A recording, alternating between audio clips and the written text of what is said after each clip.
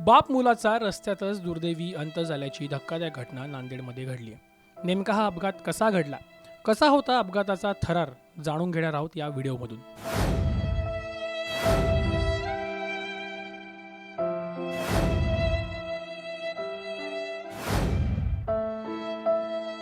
मृत्यू कोणाला कसा आणि कधी गाठेल याचा काही नेम नाही। कधीच सांगता येत नाही की मृत्यू कधी आपल्याला त्याच्या कवेत घेईल।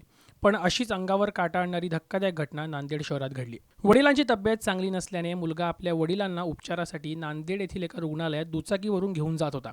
अचानक काळाने त्यांच्यावर घाला घातला।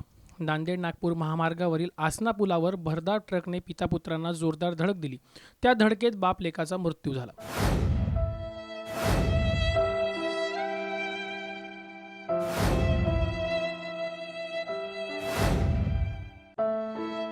धडक एवढी भीषण होती की दुचाकीवर मागे बसलेले दाजीबा गाडे हे पुलावरून थेट खाली कोरड्या नदीपात्रात कोसळले, तर त्यांचा मुलगाही गंभीर जखमी झाला।